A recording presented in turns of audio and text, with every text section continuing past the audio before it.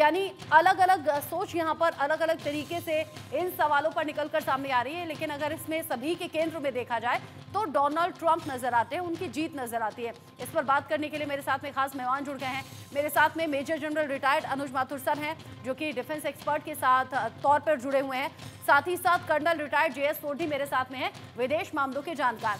आप दोनों का ही बहुत बहुत स्वागत। सबसे पहले अनुज माथुर सर, मैं आपका रुख करना चाहूंगी। इधर ट्रंप जीते, उधर मुस्लिम देशों की बेचैनी भी बढ़ गई। मुस्लिम नेताओं की 50 से ज्यादा मुस्लिम नेताओं की इनफैक्ट मीटिंग भी हुई है। ये सब इंडिकेशंस क्या हैं? ये क्या सिर्फ प्रोपेगेंडा है जो बनाने और दिखाने की कोशिश है, या फिर सच में कुछ मुस्लिम कंट्रीज जहां रातों की नींद उड़ गई है? मीटिंग हो रही है रियाद में, इसके दो तीन प्रमुख वजह है। आपका जो सर्वे है वो सर्वे भी बिल्कुल इस बात को साफ कहता है कि हम लोग कहीं ना कहीं थोड़ा सा ओवर रिएक्ट कर रहे हैं।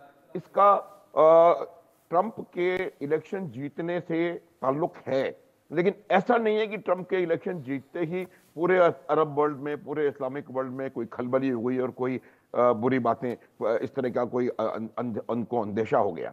देखिए, सबसे जरूरी चीज है कि ट्रंप का जीतना, उसके बाद जो ट्रंप ने जिस प्रकार से अपनी टीम चुनना शुरू करा है, माइक वॉल्ट्ज, चाइना का घोर उनका विरोध करने वाला व्यक्ति, उसके बाद जो उन्होंने permanent ambassador to United Nations उस लेडी का नॉमिनेशन किया है, वो ईरान की बहुत की दुश्मन और इजराइल की समर्थक, पूरे टाइम इजराइल के युद्ध में, गाजा और फलस्तीन और लेबनान के युद्ध में उनके साथ खड़ी थी वो। तो एक चीज होती है ट्रंप का चुनना जाना, उसके बाद ऐसी टीम बनने का इंडिकेशन, अंदेशा देना जो टीम आने वाले 4 वर्षों में अमेरिका की जो विदेश नीति है उसकी दिशा और दशा को निर्धारित करेगी। और जब आप देख रहे हैं कि ईरान के विरोधी, चाइना के विरोधी, भारत के समर्थक, तो ये तमाम चीजें जब उन्होंने देखी तब उनको कहीं ना कहीं ये लगा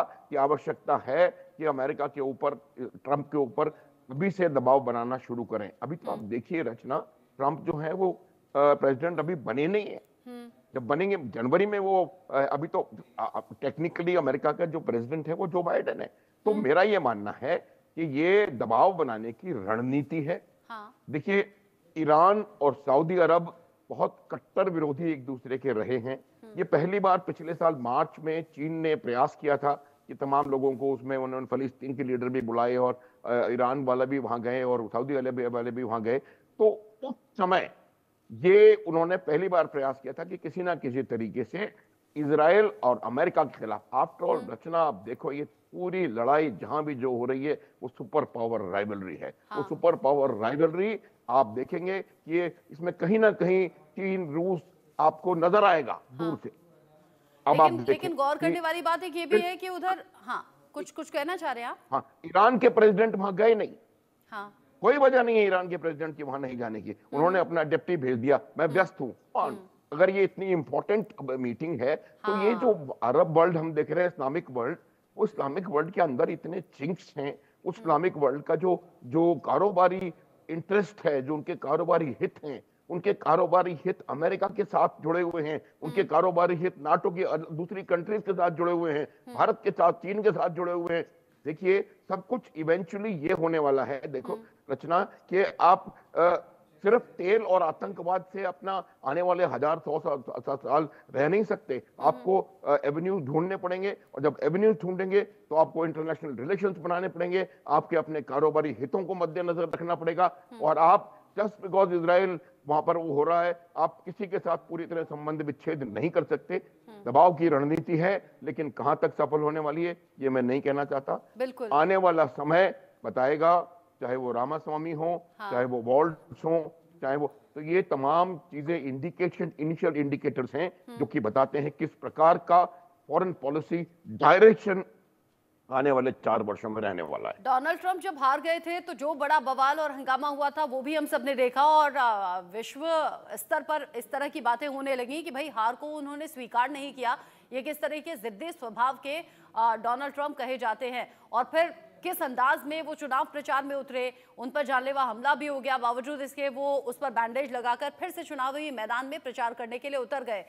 कर्नल सोढी, जिस तरीके से शख्सियत अभी तक की डोनाल्ड ट्रंप के सामने आ रही है, पहला सवाल मेरा ये, क्या अगर इस तरीके से उन पर प्रेशर डालने की कोशिश है, दबाव बनाने की कोशिश है, क्या डोनाल्ड ट्रंप की शख्सियत किसी भी तरह से इस प्रेशर को लेती है क्या? दूसरा मेरा सवाल ये, जब गाजा पर हमला हुआ, जब लेबनान पे हमला हुआ, यमन पर हमला हुआ, ईरान पर हमला हुआ, तब मुस्लिम कंट्रीज और मुस्लिम नेताओं में इतनी बेचैनी शायद नहीं दिखी जितनी अब दिख रही है।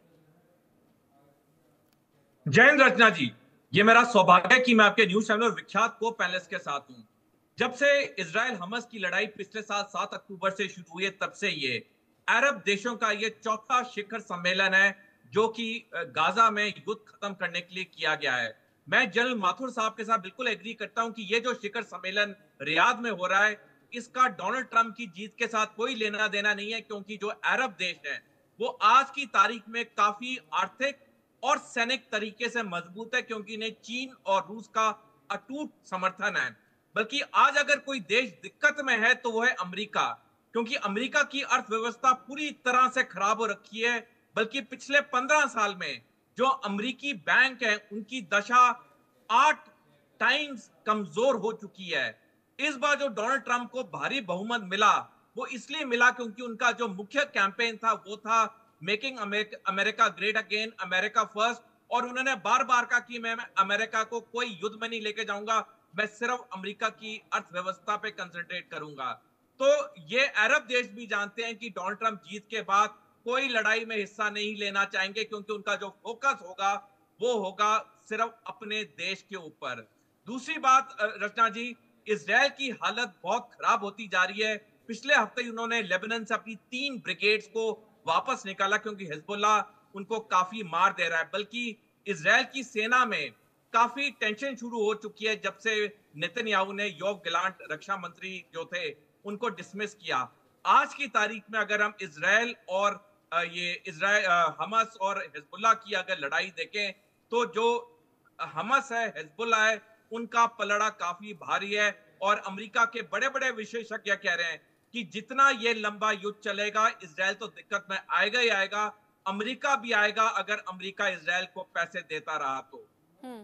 जिस तरीके से आपने बताया कि परेशानियां अलग अलग तरीके से अलग अलग रूप में अभी सामने आती हुई नजर आ रही हैं और इसीलिए बेचैनी बढ़ती हुई नजर आ रही है। एक और पॉइंट है जिस पर हमें बात करनी चाहिए और जो अभी चर्चा का विषय बना हुआ है ट्रंप के जीतने के बाद में, विवेक रामास्वामी, ये नाम बहुत ज्यादा चर्चा में है। विवेक रामास्वामी को डोनाल्ड ट्रंप ने बड़ी जिम्मेदारी दी है। क्या इससे भारत यूएस संबंध और ज्यादा मजबूत होंगे? ये सवाल भी इन दिनों खूब रह रहकर सामने आ रहा है, तो बस इसका भी जवाब जानने की हमने कोशिश की। 3 ऑप्शन दिए, हाँ, ना या फिर कह नहीं सकते। इसमें 79% यानी कि 79% लोग कह रहे हैं हाँ, इससे भारत और यूएस के संबंध और ज्यादा मजबूत प्रगाढ़ होंगे, जबकि 17% लोगों का मानना है कि नहीं, ऐसा नहीं लगता। और केवल 4% लोग ऐसे हैं जो कह रहे हैं इस मामले में हम कुछ कह नहीं सकते। विवेक रामास्वामी का जिक्र अभी माथुर सर आपने भी किया। विवेक रामास्वामी पर डोनाल्ड ट्रंप का इतना भरोसा और फिर ये जिम्मेदारी देने की सोच, इसके पीछे